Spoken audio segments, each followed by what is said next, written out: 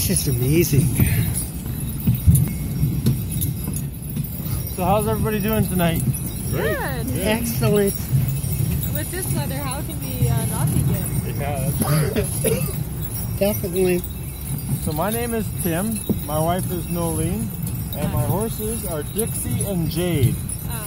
They're beautiful. Hey, that's me. Awesome. Jade. Yeah. Dixie is 6 years old and Jade is 8 years old. Jade is a Canadian horse. Yeah? Canadian horse is a breed that originated in Quebec, and they were intended for mining and logging. We don't use them for mining and logging. We use them for sleigh rides, obviously, and wagon rides, as well as in the wedding time we do weddings.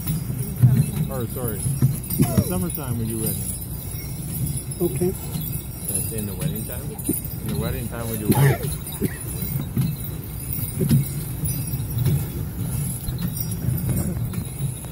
Where's everybody from? Edmonton.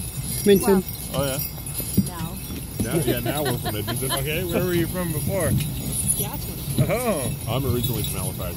Oh, well, welcome. Yeah. Thank you. She's from Portugal, so that's a little farther away. Yeah. Cool. Yeah. I don't know if that's the one up. Yeah, maybe you like the one now.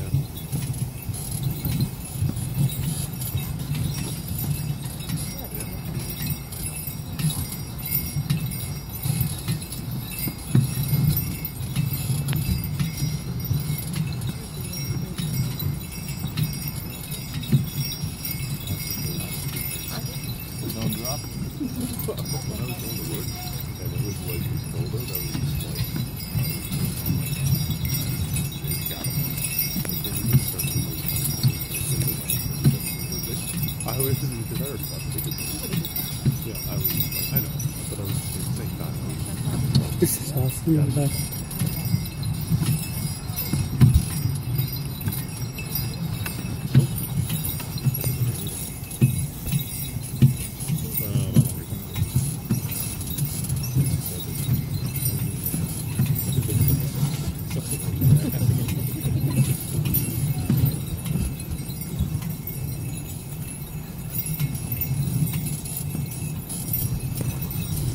So you said this was a Canadian breed for Jade. What's the difference exactly? Because I can't tell much of a difference between the two of them. Okay, well, Dixie is a Percheron quarter horse cross, and so it's just different breed registries. They got different traits. Okay. The Canadian horse is considered a light draft horse, whereas the Percheron horse is a full draft. Okay. But the quarter horse brings her size down, so a little bit confusing, but yeah, it's just different breeds. What would have been considered a war horse back in the day?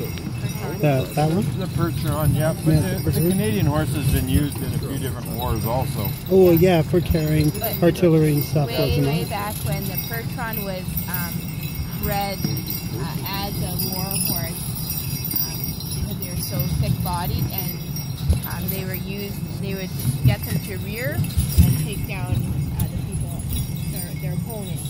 Okay. Whereas the Canadians during World War I and II, they were used to bring ammunition and control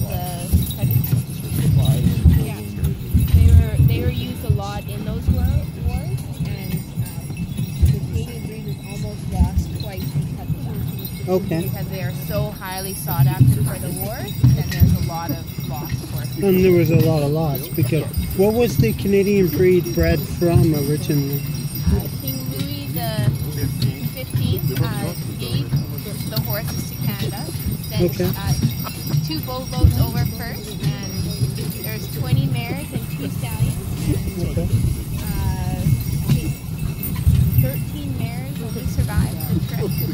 And they were from the royal horses in France. Yeah, the royal stable. There is kind of a bunch of breeds in there, but yeah, definitely high quality stock. And from that, they were bred in Canada, and they were because of our harsh winters. Yeah, just the harsher environment, they've kind of through the process of elimination, they became a very, very powerful, strong breed. They are known now as one of the toughest and strongest breeds of horses in the world. Okay, because there is a breed of horse that's in the desert of Africa that has survived the harshest there, and there are breeds that are down south in the States and stuff that have survived, their temperature. Is it not just the climate itself, but what they have to eat that also breeds them? For sure, yeah. Like the Icelandic horses,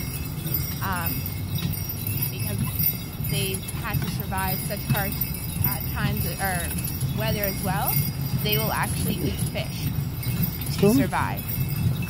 Whereas a Canadian horse can live off of, they're very easy keepers. They can pretty much look at food and gain weight. And of course, we don't feed them this way, but if they were having to fend for themselves and they couldn't get to grass or anything like that, they would start eating bark, they would start eating tree limbs, they could survive off of what most animals would die from. Okay. So, we don't feed them that way, but I had a cat that I found on the streets that was eating grass and stuff.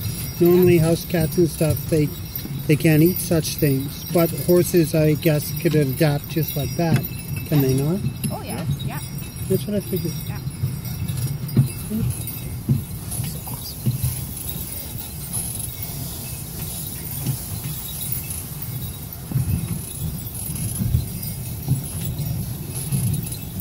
Do they remember the route that you have taken? So they just follow the same route over and over again? Or This horse here on the left, Jade, she's used to following a sleigh trail. Yeah, and okay. I'm trying to make a new trail right now, so she keeps wanting to go onto the old trail. Okay. But yeah, she would drive herself back if I let her. Makes sense.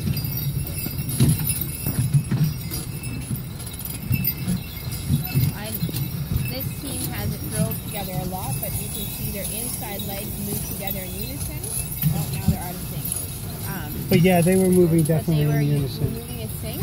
It's just like if you carry a bucket of water with somebody, if you're not in step with them, Yeah.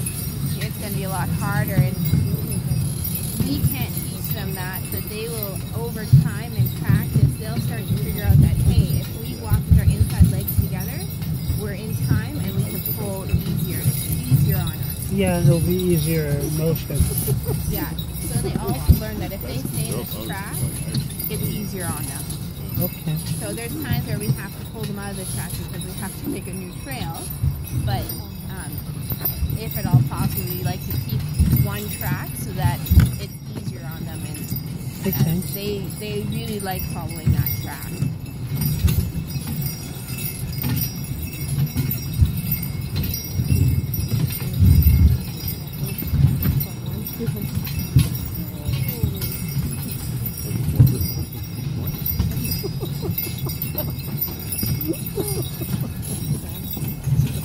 So it looks like that Jade is taking the lead when it comes to, actually being the lead horse, like in a train. Do you find that more often?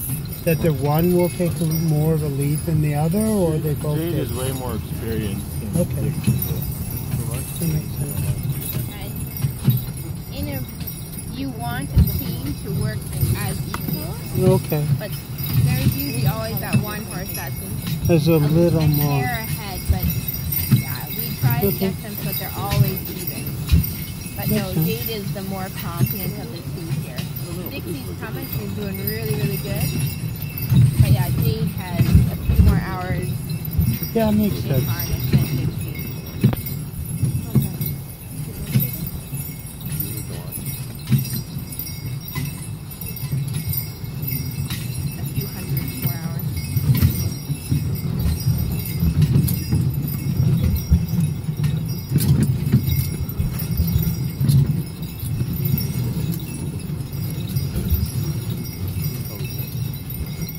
So how did you guys end up getting into sleigh rides in the first place?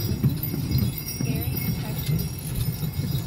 We just ended up with a good team one day, and it people started hearing that we had a good team, so we started getting phone calls. And so then we slowly built our herd, and Our business. then we quit our jobs and started doing this full time. Cool. When we first got, Jade is one of our original horses, and we have another one over by the trailer there. Her name's Josie. That's our original team. And when we bought them, this was not one of our wildest dreams. Like, we would have never thought we'd be doing this kind of stuff. So it's awesome. We love it, and we're very excited that we can use them for them. They're amazing. It's not something you hear a lot of, because I remember when I was a kid there wasn't this kind of thing.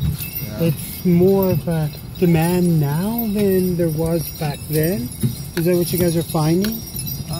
Yeah, because back then, like, it's not that terribly long ago that horses were used for work, and now they're not used for work so much, so it becomes more of a novelty to see them pulling wagons and sleighs.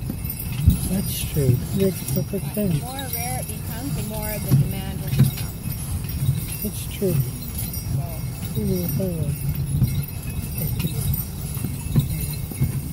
and everyone loves going for a sleigh ride. Definitely.